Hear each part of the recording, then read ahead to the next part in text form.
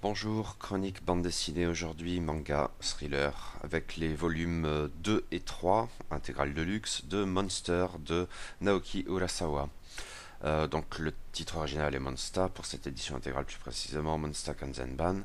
Ça n'est qu'à peine précisé, mais l'histoire est coécrite avec Takashi Nagasaki, comme souvent. C'est traduit du japonais et adapté en français par Thibaut Desbief, publié aux éditions Kana dans la collection Big. La BD originelle date de 1995, le recueil de 2008 puis 2011.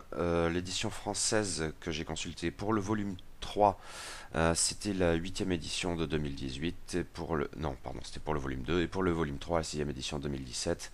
Ils font 428 pages pour le volume 2 et 404 pages pour le volume 3. Donc retour à Monster d'Urasawa Naoki avec les volumes 2 et 3 de l'édition dite Deluxe et qui comprend donc les tomes 3 à 6 de l'édition originale.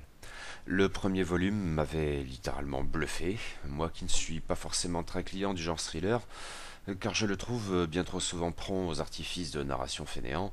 J'avais cette fois bel et bien cédé, toute prévention mise à part, et succombé à l'efficacité remarquable de ce tome introductif, un vrai modèle du légendaire Page Turner. Demeurait cependant la crainte que, par la suite, Urasawa s'égare davantage, car c'était après tout ce qui s'était produit pour 20th Century Boys, à mes yeux du moins, en rappelant que cette série de science-fiction était postérieure à Monster.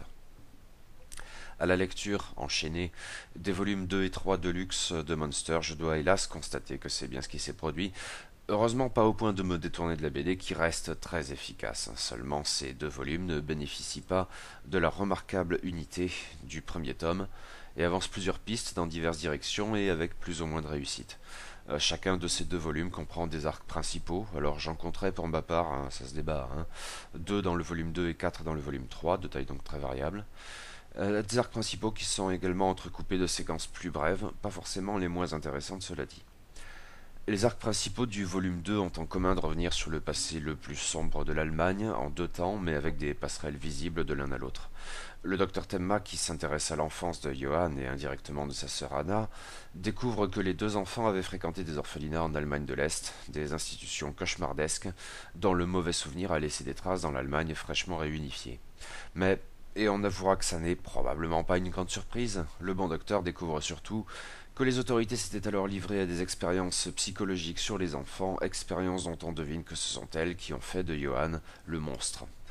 Temma aura hélas l'occasion d'envisager de lui-même d'autres visages de la monstruosité des adultes à l'égard des enfants. Mais demeure ce point essentiel de la formation d'un enfant pour qu'il devienne, disons-le, un grand leader, un nouveau Hitler.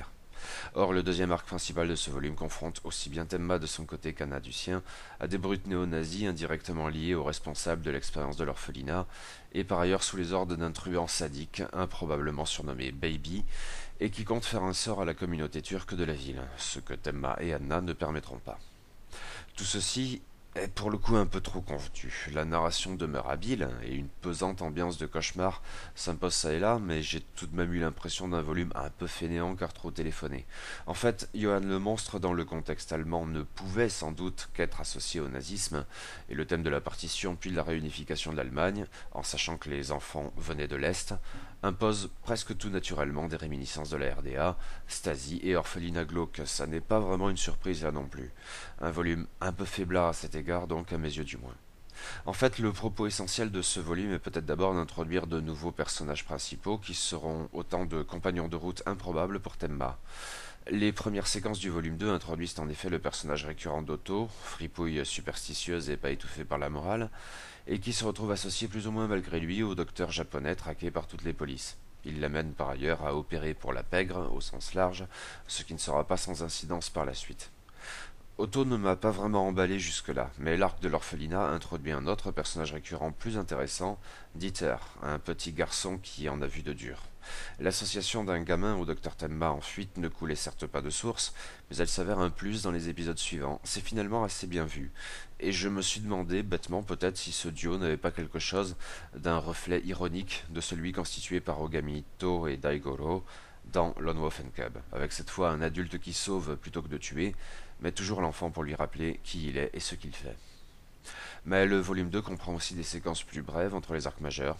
Elles sont plus ou moins convaincantes. L'introduction du personnage d'Otto ne m'a donc pas vraiment emballé, et il en va de même quand Rogue revient sur l'affaire, ou surtout quand nous assistons à la déchéance toujours plus marquée d'Eva, l'ex-fiancée de Tenma. Urasawa, la concernant, fait vraiment beaucoup trop dans le pathos presse-bouton et on y devine le prélude à un retournement de situation qui opérera en gros dès le volume suivant, sans surprendre personne. En fin de volume, l'association d'Anna à un ex-tueur de la mafia chargé de la former intéresse un peu plus, mais cet épisode est pour le coup très expédié. Cependant, ce volume 2 comprend un petit arc de transition entre les deux arcs principaux et que j'ai trouvé cette fois très réussi, quand Emma est amenée à suivre et aider un médecin de campagne, belle âme sous ses airs bourrus, et qui, avec Dieter en su, contribue à rappeler au docteur japonais qui il est au juste. Dit comme ça fait sans doute gros sabot, si j'ose dire, mais ces épisodes fonctionnent vraiment très bien. Le volume 3 est plus dispersé, j'y compte 4 petits arcs avec 2 séquences intermédiaires. Pour le coup, ces dernières s'en tirent pas mal, la séquence de l'autostop prolongeant d'une certaine manière celle du médecin de campagne, tandis que le piège tendu par Hung à Tenma, et sa résolution pour le coup nécessaire, intéresse davantage que les brèves allusions à l'inspecteur dans le tome précédent. À vrai dire, on pourrait y voir un 5e arc. Si la séquence impliquant à nouveau Eva, non sans redondance avec le tome précédent, Tenma a dû se faire chirurgien pour un criminel, mais aussi avec le contenu de ce même volume, Tenma bon médecin même avec ses ennemis, ne m'a en toute logique pas passionné. L'arc introductif auprès d'un criminologue, ancien collègue de fac et suspicieux, fonctionne plutôt bien, avec un côté très Mindhunter mais 25 ans plus tôt. La séquence niçoise avec Anna, encore mieux, en dépit d'une compassion de la jeune fille à l'égard d'un des assassins de ses parents que rien ne permet vraiment de justifier. Et il en va de même pour la fin du volume, un arc tout juste entamé pour le coup, qui, loin de Temma et loin d'Anna, en se focalisant sur un jeune étudiant désespéré du nom de Karl, dans une relation impossible avec son père, ramène Johan au cœur de l'histoire en préparant le terrain pour de futures monstruosités. Méfiance tout de même, car ce genre de rupture brutale dans 20th Century Boys m'a aussi souvent convaincu que déçu. Bon, on verra bien. Pas grand-chose de plus à dire pour l'heure, mais il faut bien toucher 2 mots du dessin, qui est toujours aussi parfait. Je l'avais déjà relevé dans 20th Century Boys, où Urasawa a un vrai don pour représenter les enfants. Dieter n'est pas le seul à en témoigner ici. Sinon, eh bien, je suppose qu'il a des personnages récurrents, et aussi bien Otto qu'Anna ou Baby ou Wolf m'ont rappelé des personnages de 20th Century Boys, mais le cas d'Anna mis à part, qui m'a tout de même pas mal évoqué qu'Anna, je ne peux pas prétendre que cela a été problématique. Et Anna est aussi craquante que qu'Anna. Bon, clairement, le niveau a baissé après l'excellent premier volume, ce qui n'a au fond rien d'étonnant, justement parce qu'il était vraiment excellent. Cela dit, Monster demeure un thriller efficace et palpitant dans ces 2 gros tomes, moins bien, mais bien quand même. À suivre avec le volume 4.